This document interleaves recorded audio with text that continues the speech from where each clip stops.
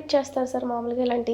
ఇప్పుడు ఎలా అంటే కొంతమంది ఇప్పుడు ఇది అవుతేనే నేను రేపు అది చేయగలను, ఇది అయితేనే నేను అది ఫినిష్ చేస్తాను, లేదంటే నేను అసలు చెయ్యనని మొండిగా కూర్చుంటారు చాలా మంది ఉంటారు అలా. అవును. సో ఇప్పుడు మెయిన్ ప్రాబ్లం ఎక్కడ వస్తుందంటే వీళ్ళందరికీ మనకి ఈ మొండితనం వల్ల నేను ఏదో సాధించాను అని అనుకును ఇంట్లో వాళ్ళని, తెలుసుకున్న వాళ్ళని, వాళ్ళ చుట్టూ ఉన్న వాళ్ళని బాధపెడతారు, వాళ్ళు బాధపడుతూ ఉంటారు. ఓకే, సో ఇది వాళ్ళకి రియలైజ్ అయ్యేలా చేస్తాం. నువ్వు దీనివల్ల ఏం సాధించబోతున్నావు, ఏం తెలుసుకోబోతున్నావు అని కౌన్సిలింగ్ సెషన్స్లో కొన్ని సెషన్స్ తర్వాత వాళ్ళకి రియలైజ్ అవుతారు, అదే అవును నేనేం చేయలేదే అని చెప్పి. వాళ్ళకి సీన్ బేస్డ్, సినారియో బేస్డ్ చెప్తే ముందు వాళ్ళకి మా మీద నమ్మకం వస్తే ఒకటి.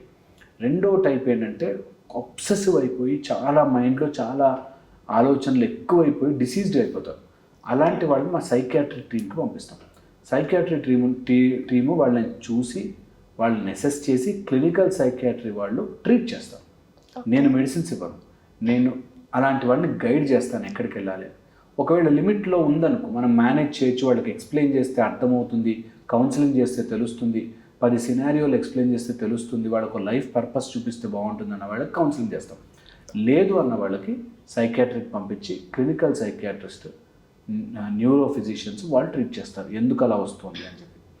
ఓకే, కొన్నిసార్లు వినడానికి కూడా ఇష్టపడరు, అంటే మనం ఎంత చెప్తూ ఉన్నా వాళ్ళకి కోపం వచ్చేయడం. ఎగ్జాక్ట్లీ అసలు మనం ఎంత చెప్పినా విను. మా దగ్గరకు వచ్చేవాడు అసలు నన్ను ఎందుకు తీసుకొచ్చో, నేను పిచ్చోడినా ఇది అది అని మాట్లాడే వాళ్ళు ఉంటారు. వాళ్ళకి ఏంటంటే ఒప్పుకునే ఛాన్స్ కూడా, అదే మాయ చేసే పని.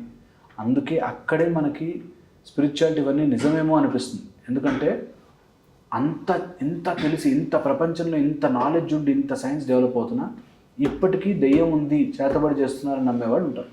అవును సార్, చేతబడి పెద్ద సైంటిస్టులు మళ్ళీ, వాళ్ళు పెద్ద డాక్టర్లు మళ్ళీ చేతబడి చేశారు నా మీద ఎవరో ఉన్నారు. వాళ్ళకి ఎక్స్ప్లెయిన్ చేసినా అర్థం కాదు. అరే ఎక్స్ప్లెయిన్ చేస్తున్నా నీకు ఎందుకు అర్థం కావట్లేదు అంటే కాదు. దట్స్ హౌ వాళ్ళకి ఆ టైం పీరియడ్ అలా ఫిక్స్ అయితే, వాళ్ళకి ఆ పీరియడ్ అలా షిఫ్ట్ అయితే, ఆ గ్రహం అక్కడికి వస్తే చచ్చినట్టు ఇలా రన్ వస్తాయి. మార్చలేము, మనం ఎంత ట్రై చేసి పుంజుకొస్తాం మేము వెనక్కి, అయినా మళ్ళీ వెళ్ళిపోతాం. అంతవరకు తాగుబోతు. వాళ్ళకి ఎంత చెప్పినా వాళ్ళకి ఒకసారి మీరు చెప్తే మేము వింటాం సార్, అయ్యో మీరు దేవుళ్ళు సార్, మీరు చెప్తే వింటాం సార్ అంటారు. దిగుతూనే ఇక్కడ దగ్గరలో షాప్ ఎక్కడ ఉందో చూస్తారు. వాళ్ళు మారరు. కొంతమంది నిజంగా మైండ్లో మొండిగా ఉంటారు. అలాంటి వాళ్ళకి కౌన్సిలింగ్స్తో చాలా ఏళ్ళు కౌన్సిలింగ్ చేసి మెల్లగా వాటికి మెడిసిన్స్ రూపంలో ట్రీట్ చేసి వెనక్కి తీసుకొస్తాం. అలాంటి వాళ్ళ ట్రీట్మెంట్ నిజంగా ట్రీట్ చేసే వాళ్ళకి, చేయించుకునే వాళ్ళకి కాదు, వాళ్ళతో ఉండే ఫ్యామిలీకి చాలా ప్రాబ్లం. అలాంటి వాళ్ళని భరించే ఫ్యామిలీ నిజంగా నేనైతే చేతులెత్తి దండం పెడతాను అలాంటి వాళ్ళకి. పాపం ఇంట్లో ఉండి టార్చర్ పెట్టి, తాగేసి వచ్చి కొట్టి, అలా చేసిన తినకుండా పడుకున్నాడండి అని అన్నం పెట్టే వైఫ్స్ ఉన్నారు. అయ్యో తినకుండా పడుకున్నాడు, ఏం తినకుండా పడుకున్నాడు అని చెప్పాడు. సో అలాంటి వాళ్ళు నిజంగా గ్రేట్. బట్ మొండిగా ఉండి మేము చెయ్యము, మాకు ఇది తెలుసు అన్నీ సగం, అటు దేవుడు తెలిసిపోయిందని సగం ఉండేవాళ్ళు, ఇటు సైన్స్ అర్థమైపోయిందని సగం ఉండేవాళ్ళు, ఇద్దరు ట్రబుల్ అవుతారు. ఇద్దరు 2 బ్యాచ్లు వస్తాయి. అటు ఏం లేదు, దేవుడు లేదు, ఏం లేదు, అవేం లేవు, అసలు సొసైటీ వద్దు, నాకు అసలు పెళ్ళే వద్దు, నాకు ఇదే వద్దు అనే బ్యాచ్ కూడా ఉన్నారు. అట్లానే ఇక్కడ మంచిగా అన్నీ ఉండి చేతబడి జరిగే, దేవుడు వచ్చాడు, దెయ్యం వచ్చాడు, నాకు అక్కడ దెయ్యం కనిపిస్తున్నాడు అనే వాళ్ళు ఉంటారు. 2 బ్యాచ్లు ఉంటాయి. అందుకే nothing is full in this world.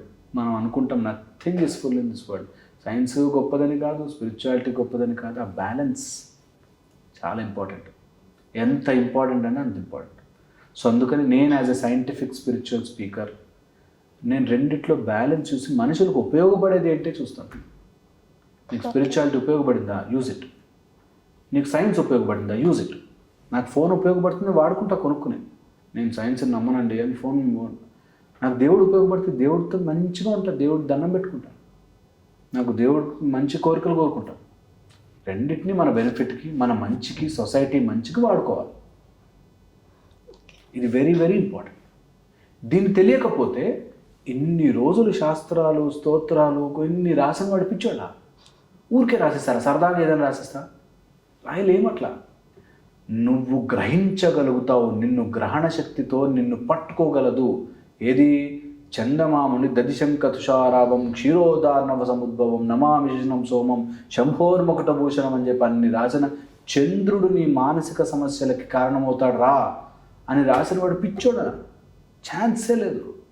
There will be something beyond it. మనకు ఆ టైం బాగుంది కాబట్టి ట్రాష్ అని అనిపిస్తుంది. ఓకే. మన కరెక్ట్గా ఆ సిచ్యువేషన్లో పడ్డాక మొన్నటి దాకా బాగుండేనండి, ఎందుకు ఇట్లా అయిపోయిందో తెలియదు అక్కడ. చాలామంది వస్తారు లైఫ్లో అంటే, చాలామంది లైఫ్లో మొన్నటి లాస్ట్ ఇయర్ దాకా ఎంత మంచిగా ఉండేయండి, ఏమో పిచ్చి పిచ్చిగా చేస్తున్నాను ఈ మధ్య, ఒక్క టర్న్ ఇట్లా మారిపోతుంది. సో అది మూఢంగా నమ్మేవాళ్ళు రెండు రకాలుగానే రాంగ్. అటు సైన్స్ని మూఢంగా నమ్మేవాళ్ళు, స్పిరిచువాలిటీ మూఢంగా నమ్మేవాళ్ళు, అటు అన్ని రూల్ ప్రకారం ఉంటాను నేను, అసలు I'm don't believe all this shit అని అనుకుని ఇంట్లో వాళ్ళని టార్చర్ పెట్టేవాళ్ళు ఉన్నారు.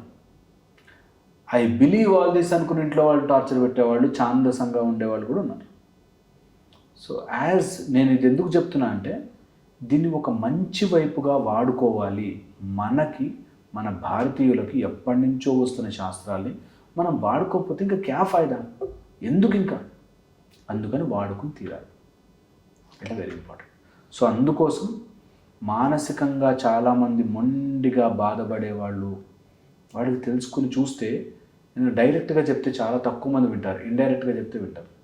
ఇప్పుడు మనం మాట్లాడుకుంటున్నాం కదా, చాలామంది ఆడియన్స్లో వినేవాళ్ళు కనెక్ట్ చేసుకుంటారు, అరే అవును కదా అని.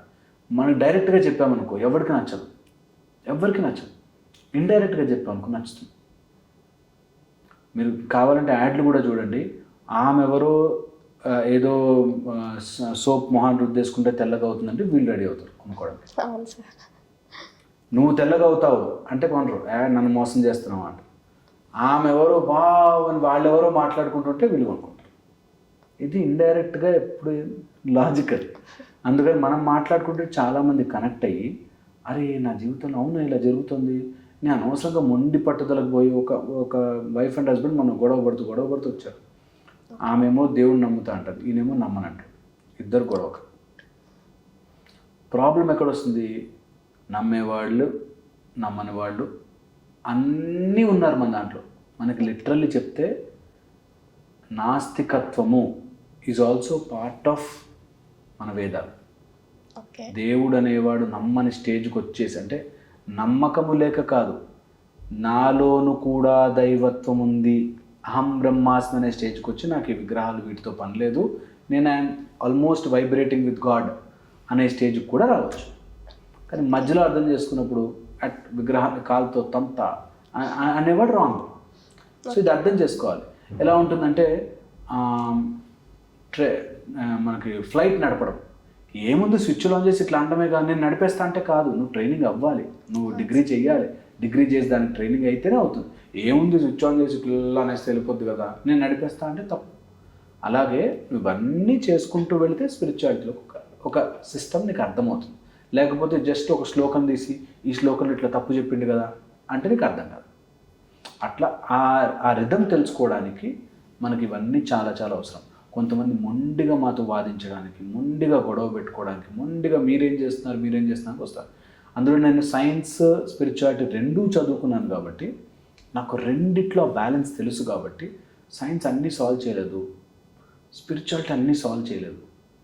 ఎందుకంటే కొన్ని నీ కర్మ ప్రకారం నువ్వు అనుభవించే బయటకు రావాలి చక్రం, నువ్వు దాటి బయటకు రాలేవు ఎవడొచ్చినా సరే.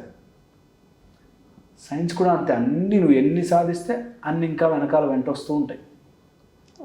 అందుకని సైన్స్ ఎప్పుడు ఒప్పుకుంది, yes I'm still learning. Science అంటేనే ద డిస్కోర్స్, ఇంకా డిస్కషన్లే. అట్లాగా స్పిరిచువాలిటీ కూడా అంతే, అన్నీ నువ్వు దాంతో సాల్వ్ చేయలేవు. పరమాత్ముడు ఉంటాడు, ఆయన చూసుకుంటుంటాడు, ఫైనల్ ఎక్కడికి వచ్చి అవుతుంది. ఇది మేము ప్రజలకు ఎక్స్ప్లెయిన్ చేసి మా దగ్గరికి వచ్చినారు. మొండిగా ఉండకూడదు, ఎవరి నమ్మకం వాడది, ఎవరు ఎలాంటి దారిలో అయినా వెళ్ళొచ్చు, ఆ దారిలో భగవంతుడు కనిపిస్తాడు, ఆ దారిలో భగవత్ సాక్షాత్కారం వస్తుంది, నీకు ఒక స్టేజ్ వచ్చాక భగవంతుడే అవసరం లేదు, ఈ టైప్లో చెప్పేది. ఎందుకంటే అందుకే. సో ఇది very big subject. But point ఏంటంటే మూఢత్వంగా వెళ్ళిపోకుండా దేన్నైనా సరే ఒక క్యాలిక్యులేటివ్గా మన లైఫ్లో మనం అర్థం చేసుకునే అంతగా వెళితే అప్పుడు నీ జీవితానికి ఉపయోగపడుతుంది. ఇప్పుడు నేను నీట్ ఎగ్జామ్ రాయాలి, దానికి నాకు దేవుడు ఉంటే ఎంత లేకపోతే ఎంత పాస్ అయితే చాలు అనిపిస్తుంది కదా. నేను తెలుగుతో ఎగ్జామ్ రాసినా ఒక్కోసారి ఫెయిల్ అయిపోతుంటాను, నేను ఎంత ట్రై చేసినా నాకు ఆ జాబ్ రాకపోవచ్చు. అప్పుడు దేవుడు నిజంగా అలాంటి శక్తి ఏమైనా ఆపుతోందేమో అని అనిపిస్తుంది. అలా ఏమైనా ప్రాబ్లం అవుతుందేమో, నేను ఏమైనా కరెక్ట్గా బిహేవ్ చేయట్లేదేమో, నా మైండ్లో ఏమైనా చేంజెస్ రావాలేమో, నా స్కిల్లో ఏమైనా చేంజెస్ రావాలేమో, నా ఎమోషనల్గా ఏమైనా డెవలప్ అవ్వాలేమో, ఇలా అన్నీ ఆలోచించుకోవడానికి మనకు స్పిరిచువాలిటీ ఉంది. ఓకే. ఇది అర్థం చేసుకోవడానికి టైం పట్టినా ఒక్కసారి ఆ డైరెక్షన్లో ఆలోచిస్తే జీవితాన్ని చాలా చాలా బ్యూటిఫుల్గా ఎంజాయ్ చేయొచ్చు. చాలా చాలా ఫెంటాస్టిక్ విషయాలు అటు సైన్స్ ద్వారా, స్పిరిచువాలిటీ ద్వారా, రెండిటి ద్వారా నేర్చుకోవచ్చు. ఇది నేను 10-15 ఏళ్ళుగా ఇదే మాట చెప్తున్నాను. ఏది గొప్ప అలా ఎప్పుడూ చెప్పను, ఎవరు కరెక్టో అలా ఎప్పుడూ చెప్పను, కానీ నీకు ఏది కరెక్టో నువ్వు డిసైడ్ చేసుకోవాలి. ఇది కనుక అర్థమైతే ఆ మొండితనం పోతుంది, ఆ మైండ్లో పదే పదే ఆలోచనలు పోతాయి, ఒక డైరెక్షన్ వస్తుంది. హోప్ ఇది వినే వాళ్ళకి అర్థం చేసుకుంటారని, ఎవరిని బాధ పెట్టడం కాదు, బట్ అర్థం చేసుకుంటారు. మీరు చెప్తే ఖచ్చితంగా అర్థమవుతుంది సార్.